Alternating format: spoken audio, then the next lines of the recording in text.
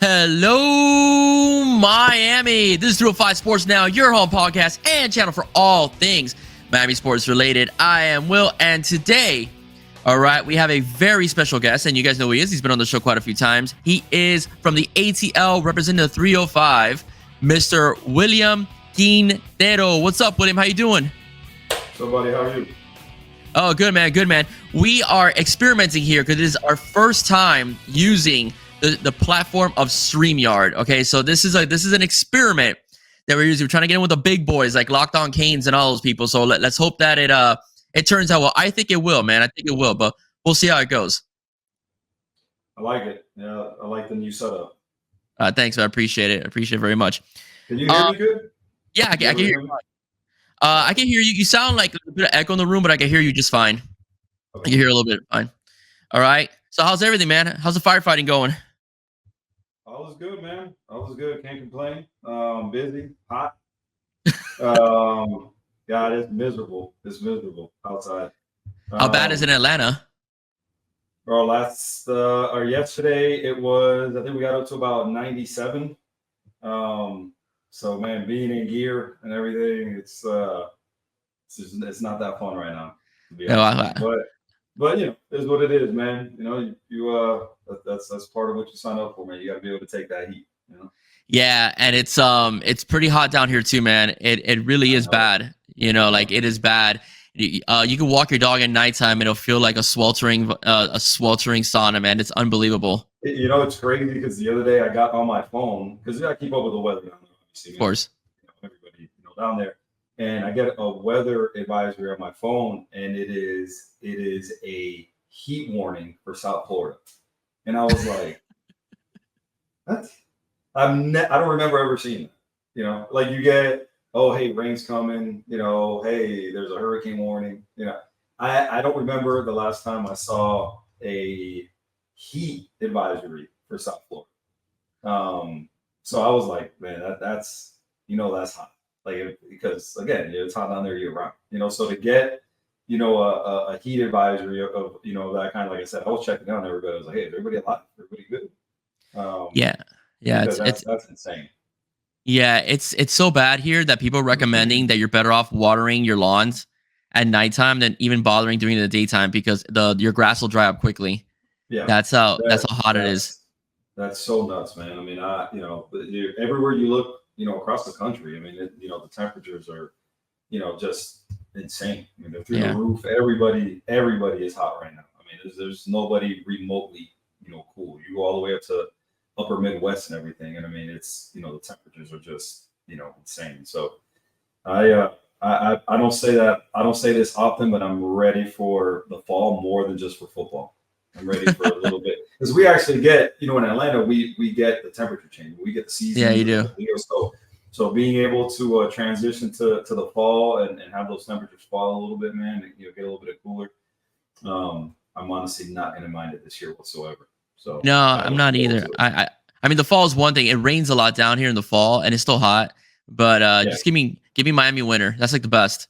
You know. Yeah. I wish for it to get cool, and then about, you know, December, I'll be like, I want the summer to come back. You know. Yeah, so exactly. You know, so that's what will end up happening. But yeah. No, absolutely. Ready to talk some Canes? Let's do it, bro. All right, man. So the Miami Hurricanes have actually had some hits, you know, throughout the month of July, and some misses, you know. But I will say that I do think the football team is heading in the right trajectory, especially with some guys that they're targeting as far as certain positions go. The two I want to talk about is the landing of JoJo Trader and Artavius Jones. JoJo Trader, although wasn't a complete shock to me because he had been a Cane lean since before even Kevin Beard was hired as the wide receivers. Because, yeah, I know, but he was a Cane lean. You know, DeMarcus Van Dyke was on his trail before he went to FIU and before Kevin Beard was hired. I didn't expect him to commit so early. I actually expected him to be like a November, December commit. How happy were you, or maybe a little even-tempered were you, when we landed this 5-star stud out of Chaminade Madonna? Ecstatic. And when you look at Miami's recent and not so recent, you know, history in terms of, you know, recruiting wide receivers, you know, you have to you really have to be, just through the roof, for this commitment. One, the kid is a 5-star, right? Mhm. So you start there, right? He's a 5-star. And secondly, where he's from. St. Thomas Aquinas, for anybody who is remotely familiar with high school recruiting, is by all accounts one of the top programs in the entire country. And then you go, of course, South Florida and the whole deal, but again, across the entire country. 3, they have not only landed him from St. Thomas Aquinas, but now, as has been the storyline now for it seems like the past couple months with the Miami Gardens Ravens and that connection and who it is, and we can get into that later on, who's on that team and the whole deal. And then even more so now, you number 4, Broward County. It seems like in the last few cycles, and really dating back to like the Marco was at Miami Northwest, but you're starting, some of these other receivers that really have gotten away from South Florida, from the Canes and everybody really in Florida, and a lot of other players really across the board. You're talking about Broward County and what they've produced here in the last 10 years. You could really make a pretty good argument that they put out more higher end kids, 5 stars, high 4 stars, to bigger programs really in Dade County has. You could really make that argument. And I don't know that it'd be much of an argument. Yeah. So really across the board, when you're looking at the significance, kind of micro and macro when it comes to JoJo Trader committing, you can't, you really can't begin to quantify that and what that means, for this program moving forward. They were kind of in this rut a little bit. I know you mentioned he was a lean, and then depending on who you spoke to, it was like, yeah, but he's going to wait till the season starts. He's going to wait to see what the offense does. And, given those circumstances, now you start to think of, well, now that opens the door for Florida State, that opens the door for Florida, because they were getting some buzz. Him and Jeremiah Smith are tight. So you're like, okay, well, is that the attraction is going to Ohio State? So there's a lot of things that kind of come into play, with a guy like that, even though I think most people expected him to land at Miami. I think the timing was a little bit of a surprise. Most people expected it, but until it happens, you really can't know for sure that that's going to be the case. But again, to answer your question, ecstatic, and it means so much, in, like I said, in the grand scheme of things, small picture, big picture, it's a huge pickup for the Kings. Yeah, and we have 2 stud, at least on paper, we have 2 stud wide receivers in this recruiting cycle. Possibly might be getting a third real soon because Wayne McCoy is on flip watch, as well. So we'll see what happens with that recruitment. But Miami didn't get barely anybody on the edges last year, because we had Ray Joseph and the other Washington brother, but like that scary boundary guy, Miami didn't really land. They were pursuing Brandon Innis, but he stayed true to Ohio State. Miami has a chance to possibly get 2, maybe 3 guys if they could flip, which I don't think is going to happen. I think he's a hard lean for Ohio State if they could flip Jeremiah Smith. So what a difference a year makes, in terms of wide receiver recruiting, where you went from basically not having anybody, that could blow the top off, at least on the boundary, to now having 2 guys that could literally scare defenses in the NCAA and the ACC, etc. Yeah, I think, when you look at the roster, the crazy part about it is that in terms of, if you're going position group, right, and you're looking at measurables, the boundaries you would assume if you're looking at just the position group and your measurement, your measurements, right? You have Isaiah Horton, who's 6'4". You have their size on the boundaries. We don't necessarily lack size. What we lack, Kobe Young as well. And Kobe Young is a big dude. Obviously, he came in and he was a very pleasant surprise last year coming from JUCO. Even though I think they kind of incorporated it a little bit too late. I don't know what. I agree. Absolutely. Again, a different subject for a different day. Exactly. But when you start getting that, Frank Ladson is there. Obviously, he's been a little bit of a disappointment, even from his days at Clemson. Now coming home to Miami. So when you're looking at the boundaries, again, the size is there, the productivity is in there. I mean, you have across the board in that position group, if you're looking at just the bodies, there's the group is deep. All right. There's depth in the group. The problem is that they were essentially stunted a little bit last year with Gaddis's offense, which is an offense that didn't really suit anybody, and it was a change that had to be made, right? It was, this guy was Burrow's Award winner, came in with all the hype. He's like, oh my God, look at his offense, the whole deal. But just at the end of the day, just didn't fit. And when you look at, that position group, it was just stunning to me that nobody took a step forward. Nobody took to the offense. Nobody produced. But again, that was offense wide, right? Like the offense literally was stunted for an entire year because of the system. Mm-hmm. So I feel like this year with a new system, right? More spread, which suits Tyler, which suits, I would imagine, the majority of those guys in that receiver room. I think this year we are going to get, production on the boundaries, in the slot, because again, I mean, there's talent. I mean, you have 4 stars all over the place. You have Ray, right? You got Bobby Washington. You have again, when you start to get on the outside, I think those guys are going to show. You're going to have Kobe Young. You're going to have hopefully a guy like Frank Latson that contributes. I think now when you get into the tight end room, a lot of talent, right? You're going to have Jaleel Skinner. Hopefully Arroyo is going to be, healthy day one, ready to go, because everybody's kind of expecting big things from him. So, I feel like I really, really have a good feeling about the receiver room this year. When you talk about the step forwards that they're going to make, the strides that they're going to take, but I think it's all encompassing. I think it's because you're going to have more time, with that offensive line.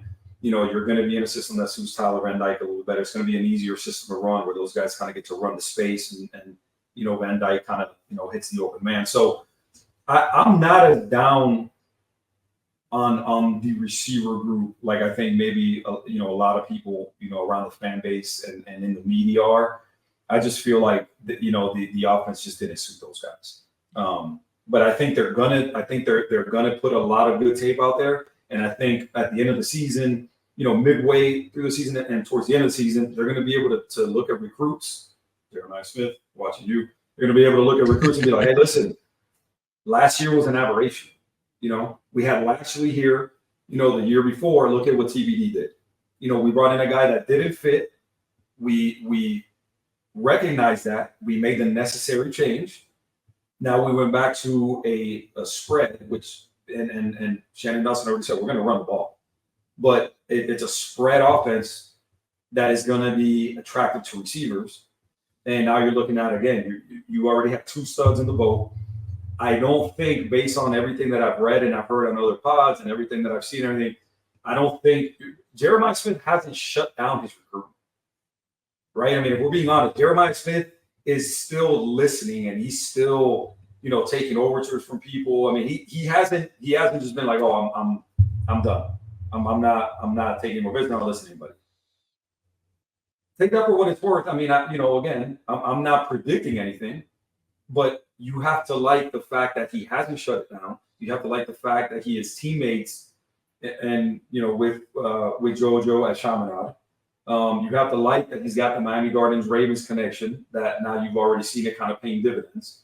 And hopefully they're not done. LaWayne McCoy's still, he's committed to FSU, but a lot of people are saying that he's the next one to flip in the whole deal. So again, I think with the offense that we're hopefully gonna run this year and what they're gonna put on tape, I think that will be attractive to other recruits, Jeremiah Smith, to other people, and I think that moving forward, I don't know that we're done at receiver with just JoJo Trader and Chance Robinson. Again, if we are, then you've landed 2 studs. Mm-hmm. But I have a feeling that there's at least one more that is gonna land before signing day comes around. So we'll see. Yeah, I totally agree with you. And one thing about Shannon Dawson's offense, if you look at the Houston Cougars, a lot of receivers touch the football. They ran the ball very well over there because Dana Holgerson's system is air raid-ish. Okay, there is a lot of passing, but there is a running component to his offense. Shannon Dawson has a lot of talented running backs in the revamped offensive line. You will see Miami run the ball. I predict very well this season. However, for those that aren't sure how the wide receivers are going to fit in, the wide receivers probably will have a good year this year because Shannon Dawson does rotate his receivers, on offense, and there will be a lot of guys getting touches. A lot of guys that are being missed out on that did very well with Rhett Lashley's system that I think are going to have good years and going to surprise people because they weren't very good last year. Because let's face it, Josh Gaddis, he just sucked. To be kind, not really kind, but I didn't like his scheme at all. Jacoby George, I think, is going to have a really good year, at least a decent year, an upgrade from last year. Brashard Smith, who's often forgotten, the guy's a blazer, all right, as well. He's been forgotten. I think he's going to have a very good year on the system as well, because if you saw the spring game, even though there wasn't much shown on the spring game because you don't want to do too much of showing, these guys are already catching the ball in space, and that's something that made Miami's offense thrive in TVD's first year playing, for the Canes. I want to move on a little bit now to the defensive line, all right? The landing of Artavius Jones was huge for the Canes. They got a very athletic D tackle, all right, as from North Florida. That's pretty much something the Canes have been thriving to get, for this whole entire recruiting cycle. They got one guy, Darrell Russell. They got Artavius Jones. There's a bunch of guys already in line also to be possible Canes. We're not sure yet. What do you think of Artavius? I really like this. What I like about Artavius too, he's incredibly freakishly athletic. So let's get your take. Yeah, so you start with the fact that it's if you put in order, at least in my order, if I were to put in order the positions of need in terms of immediately and in the immediate future, I would put D tackle right at the very top of the list. I really don't even know how anybody can make a good argument for any other position group at this point. And then we've addressed certain things on the O-line, corner. They may not be the most talented, but we've got depth. Running back, we've got some depth. Linebacker, top end, talent, but also some depth. I think at D tackle, we're definitely lacking bodies. We're lacking size. So, few things when you talk about Artavius Jones. One, again, like I mentioned, the position, huge position need. Two, the area that they got him from. All right, because I had never heard, I'm sure just like most people, I never heard of Blountstown, Florida. But it's right up the road. I mean, it's in the Panhandle, and when we talk about the Panhandle, essentially those guys are Florida State goes in there and they take whatever they want. When you really think about it, they're closer to Auburn, Alabama, so on, all those schools more so. They're in the state of Florida, but they're way closer, to those schools in the SEC. I mean, that's prime SEC country right there. So for both reasons, it's a huge get. To be able to get him out of the Panhandle, like I said, is huge. And then when you look at just the film, from the little that I've seen of him, just like you mentioned, super freak athlete. Like they line him up wide. Like they throw bubble screens to him. They hand the ball off to him. He's one of those big, huge fish in a small pond. He plays, I think it's like 1 or 2A football, but absolutely dominates at that level. It's ridiculous what he does, how many positions he plays, just because he can. He's just that big and that talented. He moves exceptionally well for somebody his size. And so when you're looking at what the commitment means, for the class and moving forward, you have to love the, again, a 4-star kid, he had people after him, right? This is, he was I think he's like a top 150 kid, nationally. So, kind of a late riser, but a guy who's definitely was demanding attention from SEC schools. A guy who I think now his senior season, I think he's just going to wreck shop. I think that, that kid is just going to be a monster come his senior season, and a kid that when you look at the trajectory and where he's at already from a measurable standpoint, the kid that you would expect, at least I would expect, to come in very early on as a Cane and contribute, even though it is on the defensive line. And I think as you get closer to the line of scrimmage, it is a little bit more difficult to contribute early on. But I think, with his size and just the natural ability that kid has, I think it's just going to be difficult to keep him off the field when he gets to Miami. So huge get. I was super happy when they landed him. When you take all those factors into consideration, you've got to be thrilled with the get. And another thing you can't underestimate is this one is being credited, by and large, is being credited to Joe Salavea. Yeah. And one of the things that I've been waiting for with Big Joe is for those recruiting chops to kind of show themselves, because I think if we're being honest, he really hasn't landed many recruits of note, or at least that he's being credited with. But when you look at what Artavius Jones said about him and the connection that they had, you really can't underestimate. I know Cody Woodeo was instrumental too, just kind of in that neck of the woods. That's his, but you can't underestimate the connection that he built with Big Joe. They showed them they were having eating contests and and the whole deal. So the guys really connected, and you really have to tip your hat to Big Joe, because it looks like he was the main catalyst and the main reason why Artavius committed to Miami. So again, all in all, you have to be really excited about what that commitment means. Yeah, understandably so. Jason Taylor's been getting a lot of the credit, for even the D tackle position, as far as a conversation and basically, I mean, let's face it, the guy's a Hall of Famer, so he gets a lot of pull when it comes to talking to these recruits, and they listen to him. But yeah, Artavius was a Joe Salavea get, as well. So yeah, kudos to him, because that is a big kid, athletic as hell. All right. I mean, he's not only one thing too, not only is he lined up at tight end at times and catches bubble screens, he also runs away from guys too, which is kind of interesting for a kid his particular size. A couple lost recruits that we missed out on. We missed out on Caleb Odom, even though Elijah Lofton is rated higher. I did like this kid. I was hoping Miami could steal him away from Alabama. And we lost on T.A. Cunningham, right? The defensive tackle, defensive end as well, if you ask his dad, as well, is going to be playing for Central this year. What did you think about the Caleb Odom get by Alabama? Do you think Miami missed out in getting this kid, or is it, oh, well, we already set a tight end anyway, so what do you think? No, I think you can't be happy at that he picked Alabama. The kid that talented, we definitely missed out. They wanted him. This wasn't we're hedging with. No, he was, by all accounts. I mean, you can say what you want about Elijah Lofton, but in terms of measurables, he didn't have what Caleb Odom has. Caleb Odom is a 6'6" kid. They're talking is maybe like a combo, receiver tight end, because he never really played in line. He was always split wide. Yeah, so I think he's going to be one of those kids that you're going to have to put weight on to get him closer to the line. But he's a huge kid. Obviously, as the saying goes, you can't teach size. So you have to hate that you miss out on him, because by all accounts, the kid, depending on the side and what services you follow, he's anywhere from, the number 1 or 2 tight end of the country to the number, 3 to 4 tight end of the country. Again, regardless, kid is a talent. The measurables are there. Kid moves really well, huge calf radius, great hands. And I think Miami really wanted him. There was this weird kind of ebb and flow to his recruitment where, Miami was really warm, then was cold, then they kind of popped back up on the radar. It was just weird the way it went.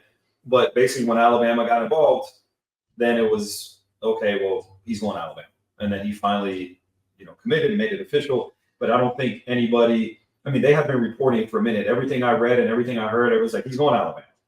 Nobody, the good thing is that, did they miss out on him? I think they did. I feel like they did. But was anybody surprised? I don't think anybody was surprised. Again, when you become the big boys, you become one of the big boys. I've said for a long time, your top 4 to 6 programs pick and choose. Everybody else recruits. All right. And Alabama is a big boy. They can go in there and they can go, hey, they can come in super late on somebody, because they've done it. They can come in super late on somebody and they can count on that recruitment and they can count on that commitment. They could ignore a guy the entire process, and if they come in the 11th hour and offer them, they can for the most part count on that commitment. Because again, it's Alabama. They won titles. They put guys in the NFL. They win. that so on and so forth. So Miami, unfortunately, is not currently in that position. So they have to build relationships. They have to play the long game with most recruits in order to land. Alabama doesn't have to play by the same rules. Again, they pick and choose. Miami has to recruit. So can you be mad at the kid? You can be mad at the kid. I mean, he's a South Georgia kid. He's closer to Alabama than he is to Miami. Again, it would have been nice to land him, but at the end of the day, it is what it is. T.A. Cunningham, the T.A. Cunningham recruitment was a little bit weird to me, in that the kid moves from California, huge program at Los Alamitos in California, moves to Central. You assume all the stories are like, oh, he's going to Miami. He's at Central. He's going to Miami. Then you kind of lose track of the recruitment a little bit, and then all of a sudden, now Miami, from what I hear, they weren't really recruiting him. They weren't really pushing for him that hard. Penn State got involved, and he's going up to play for Manny Diaz. I thought it was weird because when you look at the kid, you look at. I'm somebody who always look at the offers, right? And this kid had like 60 offers. Every school in the country wanted him. And so when you're looking at that and where he moved to play football and the whole deal, you're looking at it, you're going, something there doesn't make sense. But I don't know if it's just because they're chasing other guys, and obviously we've heard those names, right? Aiden Breland, so on and so forth, right? I mean, David Stone, all these huge fish, that they're chasing, and maybe they kind of put him on the back burner. I don't know if they're playing, kind of long game with him. Hey, if we miss out on all these other guys, if we circle back to him, I don't know. It was just really weird because, the kid is huge. I mean, he's like 6'5", 6'6", like 250, 260, maybe a little bit heavier than that at this point. All the big time offers, and it just made sense when he moved and where he moved to in the whole deal that he was just basically automatic to Miami. So I don't know. I haven't heard anything specifically in terms of why they kind of cooled on him a little bit, but the thought process seems to be, hey, we can miss out on, if we miss out on some of these other guys, which hopefully that's not the case. But if we miss out on these guys, maybe he's a plan B. We can circle back and maybe we can get him in the boat. I was a little bit confused by that one. I was, leading up to it, again, one that I wasn't surprised about just based on the way the recruitment went, but I just assumed that Miami would be a little bit more, a little pushing for him a little bit more than maybe they were at the end. So I'm not sure what happened there, but yeah, one of my listeners, commented when I talked about TA about a week ago, that the Miami Hurricanes weren't pushing him, but they didn't think he was athletic enough. First of all, I mean, people have their opinions. I looked at his video and he seemed pretty solid to me. I actually compared him to a young Aaron Donald based upon his height, and he doesn't look that big, but he's about 270, 275, but quick off the ball, chases down quarterbacks, so I liked him. I liked what I saw. He was originally a defensive end.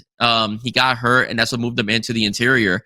So, I was kind of surprised Miami laid off on him a bit, but Miami is in line, with the Brelands and the Stones, and the Kamarian Franklins, which we may be talking about a little bit next. So that's probably why they cooled off on him. But it was kind of interesting that they cooled off on him because I was hearing Brian Smith on Locked On Canes, and TA is a quiet kid, doesn't really get into trouble, as far as basically you don't have a problem with him. He has a good work ethic. His brother, TK, who's a freshman coming into Central, is considered going to be one of the top recruits in the country once he gets to that age. So I'm kind of shocked that Miami did pull back on him, but we'll see what happens the next few months. We'll see where everything falls to place. But he seems to be, from what I saw on his social media, very happy committed to Penn State. So we'll see. Yeah, again, look at Penn State, right? Penn State and where they're at and the way they performed under James Franklin, the defense was really good. Now, sure a lot of people joke about it, right? Manny Diaz is up there. The defense was playing well. Manny Diaz, obviously familiar with Dade County, the South Florida area. I'm sure has something to do with that recruitment. My thing was, like I said, when you and I'm not the one, recruiting. I'm not the one making those decisions. Obviously, I'm going based on, what we're hearing, what we're seeing. Just a big kid, ton of offers, moved to Miami, to play his senior year of football. So, all those factors for me just kind of made it seem like, oh, this kid's going to Miami. But hopefully, again, those guys know what they're doing. There's no hopefully about it. Absolutely. They have a plan. They believe in their system. They believe in the way they recruit, and the measurables and the intangibles that they value. And for whatever reason, he wasn't at the top of their board.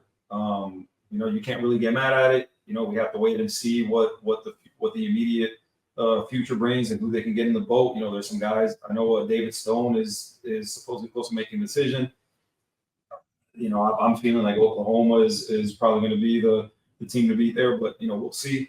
But again, there's still a lot. There's still time, and there's still a lot of big dudes out there who they have their eyes on. So, we'll let it play out, and in the end, we'll see who decides to join the class. But I have, full confidence in that those guys are going to land, some big time kids still before the end of the cycle. So we'll see how it goes. Yeah. No, I agree with you. I agree with you, and I think that Miami will get one more talented defensive tackle before signing day as well, the early signing period. All right, so prediction time. Okay, so who do you think is going to be the next blue chip recruit to fall to Miami Hurricanes? So there was about 3 guys that I was thinking about this one. So I'm torn, and even before we started, I didn't have a for sure answer, but I'm gonna go with I had two guys that I was trying to choose between. A third one entered kind of late, and I'm gonna go with him based on like everything that I've been hearing, on pods and reading online. I have a feeling it's gonna be Jalen Hayward, the recent decommit from Georgia. Wow. Okay. From Rockledge, Florida. A little bit out of left field, but based on what I've been seeing and reading and what people are saying, he wasn't going to be my pick. But based on like the recent smoke, I think that's who I'm going to go with. Kid, he's a top 100 kid. A tweener, right? Safety, corner. He's got good speed. He can play both.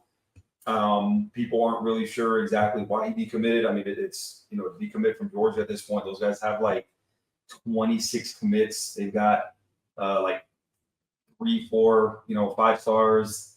I mean, just a ton of talent in that class. The class is ridiculous. So why he decommitted, again, 2-time defending national champs, who knows? But I think it'll be, their loss will be, Miami's gain.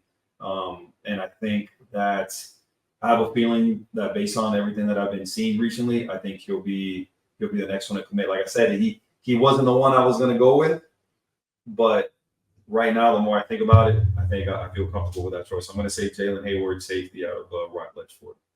I'm glad you said that because that's a totally out of the box answer. I mean, he was in talks. He's in talks with Miami, but I didn't expect to commit from him anytime soon for anybody, not just Miami. I wouldn't be surprised if he does come to Miami because Miami's going to be on his trail really hard. If you would have asked me a month or 2 ago, I would have said Saquon Patterson.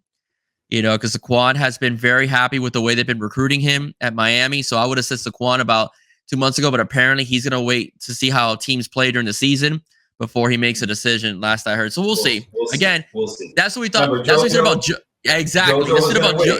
Yes, and he didn't wait. Also. All right. Again, but that's a projection. That's a projection. My guy is Kamarian Franklin. I think Kamarian Franklin is going to be the one to commit. That's why I think he had a great workout. He loves Jason Taylor. Even though he's a D tackle, he worked more with Taylor than he did actually with Salovey, at least from the footage I saw on Inside the U. And they want him. They want him. They want him. That he's actually going to be my next possible Kane episode. So stay tuned for that one over there in the 305 Sports world. You can't ignore the fact that he's a stud. 93 tackles with 19 sacks and 1 forced fumble that led to a touchdown. Blocked 3 kicks. The kid's an athletic freak. All right. And you pair him with Jones, once LT3 goes into the NFL, he's going to get a lot of run. He knows Miami wants defensive tackles. He knows what they're building in terms of the trenches. So that's my pick. I think Kamarian will become a Miami Hurricane sometime soon. So those were the 2 that I was between. Okay. When you talk about Zaquan Patterson, the things to like about him, one, the kid's a stud, right? He's a 5-star kid. So again, just like everything, you start there, right? 5-star kid, but then you look a little bit deeper.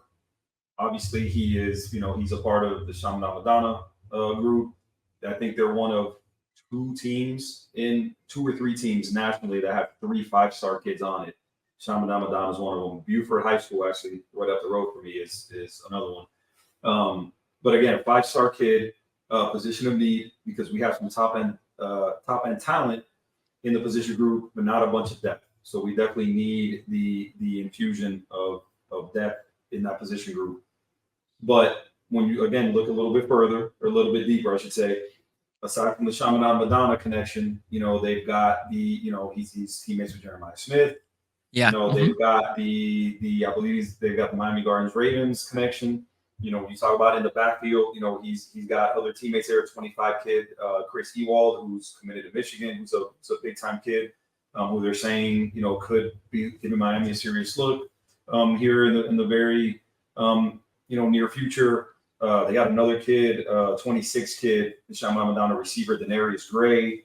So when you start to look at the implications of just that team, right? That's one of those teams Miami needs to build, that pipeline too, so we can benefit from that. Again, Shaman Madonna is one of those. You talk about, what they got going on with St. Thomas, that's there, Northwestern, Central, those schools. Hopefully they can start, kind of doing the same with IMG, because they've not where we like to be with IMG currently. But hopefully that's gonna come and that'll bear fruit.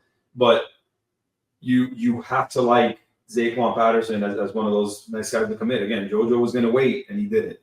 I think when if you hear everything going on with him, and if you hear what the commentary is and the connections that he's got to the current Miami team, you have to like where they sit. He said all the right things. He likes, I'm sure he's got that relation going with Coach Adai and some of those other guys on defense. They got some. The other thing too, man, is that staff and what they have in terms of the off-field guys and the connections that those guys make. You don't really hear about it, as much as the prominent on-field guys, but they have a great off-field staff.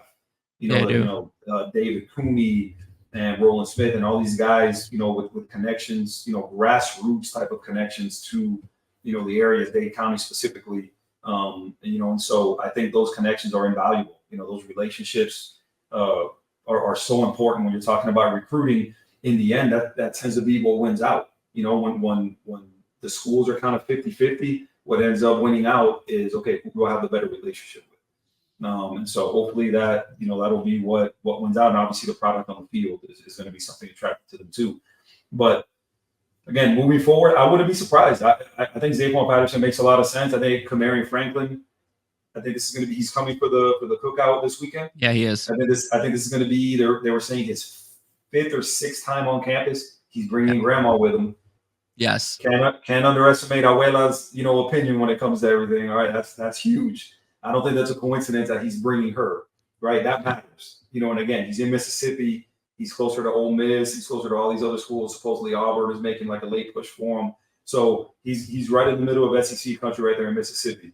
The fact that he's coming down to Florida again, 5th or 6th time, bringing his grandma with him, I don't think can be understated. I think that's huge.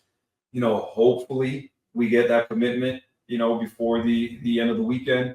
And maybe that'll start another little mini wave, like we got just recently with Marquise Lightfoot and Derek Class and all these guys committing. So, we'll see. It'll be a huge weekend. There's going to be a lot of studs on campus or in and around campus and at the cookout. And so hopefully, again, they work their magic and they can land a few more guys and kind of keep this thing rolling, man, because the class looks good. I mean, when you consider what they haven't landed, I mean, if you really want to focus on that, which, we shouldn't, but if you want to focus on what they missed out on, and we still have a top 15 class.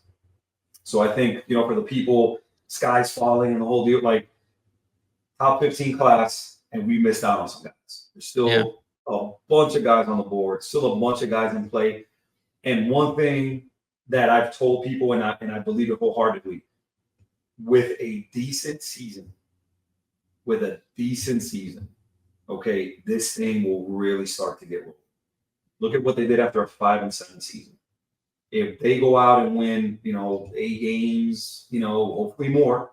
I'd love for them to win every game. Obviously, I'm not predicting that. But if you go out and have like an 8-win season, this thing is really, really going to start to take off, because you're going to see it's going to be easy for recruits to see, hey, listen, look, there it is. We've been telling you. We need you guys to make this, go from an 8-win team to a double-digit win team, and so on and so forth. But I really think it'll get rolling with a really good, with a solid season, not even a really great season. With a solid season, I really think that recruiting is really going to start to take off. It's just gonna snowball from there. So we'll see. Yeah. Hoping for the best, and hoping that the product on the field doesn't disappoint. Yeah, if they have a solid season, it's great amongst itself, because you have a huge roster turnover, not just on the field but also on the coaching staff. So they can muster up 8 wins. I know, like, some people are diehards, like, we can go undefeated, and how can you hope for 8 wins? You have to be realistic, okay? Exactly. The freshmen are going to play a lot. Ruben Bain's going to play a lot. Aguirre's going to play a lot.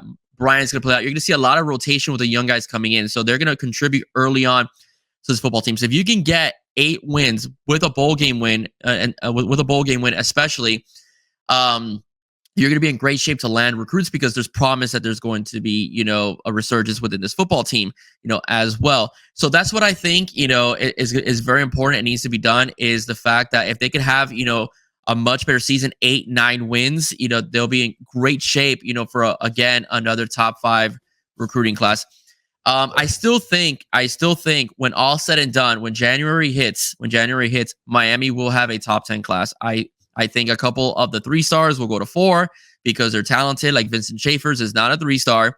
Chris Willie Humphrey's not a 3-star. Yeah. I think those guys will take that leap. Yeah, I think Shavers. I think he just recently landed a 4-star. Yeah, on 3, if I'm not mistaken. On 3, I think rose him up. Yeah, made him a 4-star. But I believe 247 and Rival still has him like as a 3. Regardless, he's going to Central. They take that to account. He balls out in Central, he's gonna be a 4. All right, unless they give him the Ruben Bain treatment where he's missing like a finger or something like that, and they don't want to raise the star. I think that's the other thing that a lot of people haven't taken into consideration is the fact that those 3-stars are not gonna all remain 3-stars. Yeah, I know. Right? Like, I understand. Like, I get it, because I want it too. Right? I want everybody. We've got 15, 16 commitments. I wish all of them were 5-stars. It's not the way it works.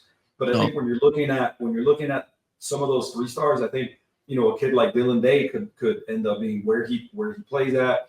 Now developing a little bit more physically and the whole deal. Like, you look at that kid and now he's on everybody's radar. I can see him becoming a 4-star. I can see Chris Wheatley Humphrey becoming a 4-star. So that right there will raise the class average. Hence raising the class ranking. So. Again, I think we got to be patient with some of these guys. The evaluations, are in. They believe in their evaluations. They believe in the way they recruit. They believe in what they look for, in recruits and future canes. So, we can't get caught up in, again, now I don't want to land 25 3-stars, right? I mean, I understand. Right, but I understand. think there's some of those guys that inevitably are going to be 4-stars at the end of the cycle. Yeah. And so again, they know what they're doing. They know what they're looking for. They believe in the way they scout. They believe in who they offer, and we have to let that play out. And in the end, whoever lands in the class, we gotta just believe in the staff and believe in that they're going to put those guys in the best position to succeed and be contributors in the very near future. Yeah. No, I'm totally in agreement with you. I'm totally agreeing with you. Let's not forget, stars matter to a certain point. They don't give the full story. Remember, Cam Kitchens, who's the best defensive back in the country right now, was a 3-star recruit, coming out of high school. So let's not forget that. All right, William, before we go, all right, let's do let's do a little chat. Biggest upset needed this season. All right, there's 3 teams that I have, actually 4. There's 4 teams I have on my notes here that I want your perspective. Do we need to upset all 4? Maybe 3, maybe 2? I want to know what you think. So the teams I want to talk about are A&M, North Carolina, FSU, and of course, Clemson. So Will, all right, who does Miami really need to upset? Is it 1, 2, 3, or you think all 4 to basically make a statement? Yeah. I mean, it'd be nice to win all 4. Obviously, again, I'd be ecstatic if that happened. I don't necessarily see it happening. I'm an optimist, but I'm a realist. So I'll say honestly, I think they beat A&M. I think they beat North Carolina. Wow. Okay. Clemson, yeah. I think this is the year they have to get over the North Carolina hump. Like Okay. it is amazing what Matt Brown has done with Miami. They haven't been able to beat Matt Brown. Not Manny Diaz, not Mark Granat, anybody. They cannot beat North Carolina. It's shocking to me. Again, one of the best quarterbacks in the country. You could argue the best quarterback in the country. The kid is a stud. He's going to be a top 30 pick in the NFL draft. But I think this is the year they get that done. I think they beat A&M also. Clemson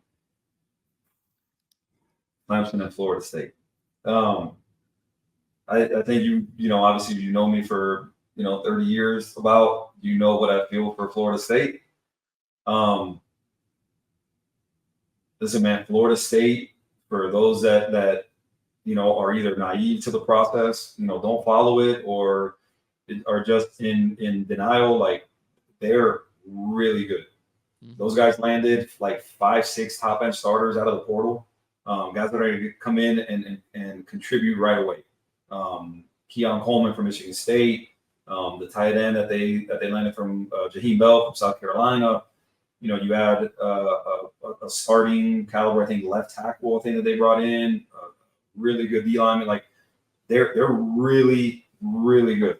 Obviously, they bring back, possibly the best quarterback in the conference. Well, second, he's not as good as Drake May, but probably the second best quarterback in the conference. They're going to Tallahassee to play this year. Do I want them to win? Obviously, I don't know that they win that game. If we're being 100% honest, do I think they lose the way they did last year? No, I think they make it a game. I just don't see them beating Florida State. As much it pains me to say that, but I just don't think they beat Florida State this year. Clemson, they've got them at home. I feel like with Clemson, you have possibly, you're talking about probably a top 5 defense in the country. You have probably 2 first round picks at linebacker, deep at DB, deep at D line, even though they've lost some guys to the NFL recently. Hopefully they can take advantage of a QB situation that again, there's talent with Cade Klubnik. I don't know that there's necessarily the proven commodity they're starting. We got them at home. If you're going to maybe make a prediction, I'm going to go they beat A&M, they beat North Carolina, and then they lose to Clemson and Florida State. That's what I'm going to go with. Good. If you made me choose between who I think they beat between Florida State and Clemson, I think they would pull off the upset against Clemson before they pull off against Florida State. Okay. All right. That's the way I'm looking at those 4 games. Yeah, I think they beat A&M. Last year was they lost because, again, their offense sucked. They couldn't score from an inch away. Yeah, so I think we beat A&M, unless barring Bobby Petrino creates this miraculous offense, and then it's going to clash with Jimbo Fisher because I don't think he can give a play calling duty so easily. So I think they do beat A&M. North Carolina has gotten away with lucky break after lucky break. The last, I would say 3 out of the last 4 years, with the exception of the game in which they ran all over Miami here at home. I think Miami does pull off the upset against North Carolina. I'm gonna be bold, man. Miami beats Florida State. I'm gonna be bold, man. I hope so, brother. I'm right there with you, man. I want it to happen so bad because I plan on being at that game. I plan on being. Oh, you do? Game. Yeah. Good, man. Good. It's not a far drive for you either. It's not too bad, No, so it's 5 hours. So it's not, 5 really? Oh, okay, so it's a little longer than I thought. Yeah. It's all right. Yeah, I think Miami has to be Florida State. The way they lost the previous year and 2 years ago, that very the famous 4th and 12, and then you had last year just getting drubbed. I think Miami really wants that game, so that'll be a big one. It'll be like the equivalent to Jim Kelly's team, which is an up-and-coming team under Howard Schmellenberger, beating Penn State over in Happy Valley. Even though FSU is a much greater rival, these kids know each other, so it's always competitive. Even under Al Golden's years, last year was just a rarity. I do think Miami needs to upset Florida State, to make a clear statement. Again, for the recruiting process. Clemson is a toss-up for me. I don't think Miami beats Clemson. I think Clemson, as of right now, has Miami's number until Miami can prove otherwise. The last few games have not been close. They've been dominant, even when Miami has had pretty decent talent on paper. So Clay Kubnik is a good quarterback. That's why they gave up on Ugale, because they have more confidence in Clay Kubnik. So I do think that that Clemson does beat Miami. I don't see Miami winning that game at all, unfortunately. But A&M, yeah, last year's victory for A&M was a fluke. NC, they finally get over that hump. I think we have the defensive ends that are disciplined enough to contain Drake May, i.e. Ruben Bain and Jaden Wayne as well. Florida State, brother, I'm with you. It's hard, but I think Miami needs that upset. You don't want another string of like multiple years in a row.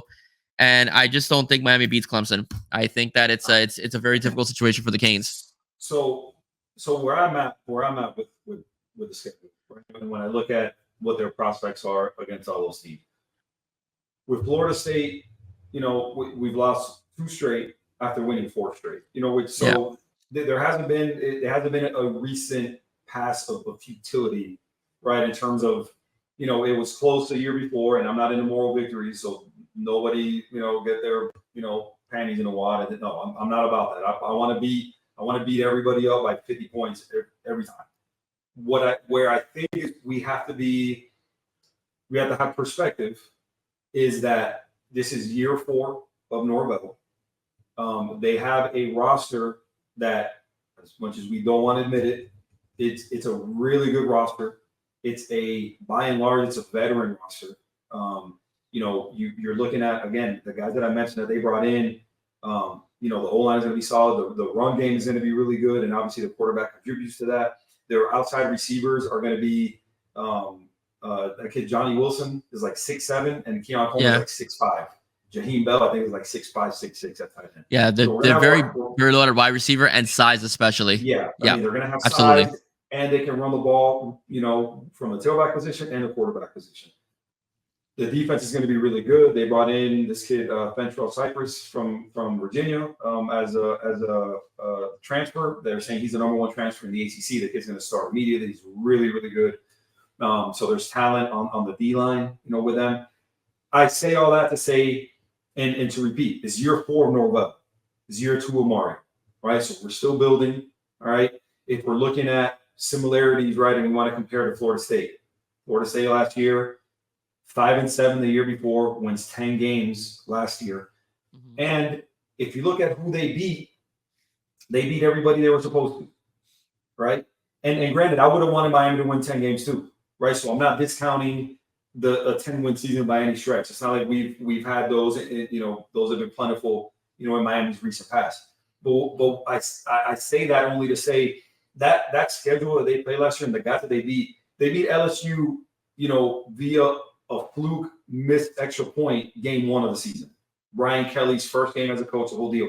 If that game is played game 9 or game 10, I would venture to guess that LSU probably wins that game fairly handily, right? So they beat LSU, and the rest of the wins are not impressive, right? They lost to everybody that was better than them. They lost to, right? And I mean, they lost to Wade, they lost to Clemson. I mean, so, again, it's as fraudulent a 10-win season that I've seen in the recent past. Kudos to them. They won 10 games. Cool. I'm not hating on the 10 wins. I wish Miami would have won 10 games last year. But we have to take that into perspective. These Florida State fans, I know I've been chirping and yapping, like they always do. It's like, again, you're in year 4 of Norvell. So there's some continuity. You've hit on some guys in the transfer portal, which again, good for you. Now the high school recruiting is kind of starting to kind of follow in the same down the same track. But again, I don't think it's is it out of the question that they win that game? I don't think it is. I just think, man, at Florida State, with what they're bringing back and the whole deal, I hope like hell that they win that game. Trust me, I do. But again, if you're making me choose, if those are 4, Yeah. I'm going to go with A&M and UNC. I think they make it a game against Florida State. And again, we're talking today with July 27th, right? Talk to me a week before the game. Who knows? I may change my mind. But today, right this minute, I couldn't pick Miami over Florida State. At least not, I'd be going with my heart and not my head. I mean, again, I couldn't, not right this minute. But perspective is needed. I think we're moving in the right direction. It's not at the speed that anybody wants it to be. We didn't get the immediate results last year. Hopefully we start to see some progression this year. I think we will. I'm confident about that. But today, July 27th, for that game, I can't rightfully pick Miami to win that game. No, I understand. Like, again, I'm just saying it's a need. It's But see, it's a huge need. Even then, I think I don't know that for recruiting purposes. I don't know that again.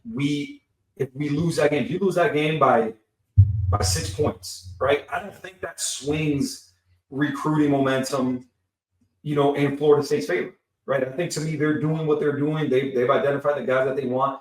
I don't know that the guys that want to come to Miami look at that game and go, "Oh man, you lost at Florida State by 6. I'm not going to Miami," right? Like, I feel like it's a game that we always want because it's our biggest, most bitter rival and we dislike them, right? But I don't know that I think what they need to do is compete. That's the need, right? Because they didn't compete last year. They threw in the towel last year. So I think a need, the same way they did against Clemson. I was at that game. Like, it pained me to be at that game. Luckily the fans were really, really nice. They weren't talking trash or anything. Shout out to the Clemson fans, Clemson, South Carolina.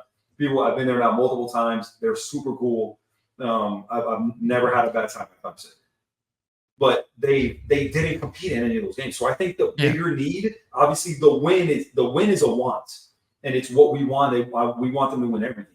But I think the need is to compete. The need is to show that there's not a huge gap between Clemson and us. There's not a huge gap between Florida State and us. That's, I think, the bigger need.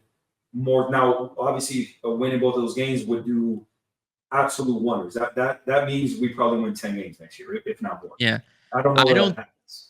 I don't think Miami gets blown out by Clemson, though. I think it's gonna be a different game this year. Being at home, again, it's a new quarterback for Clemson. Very talented, by the way.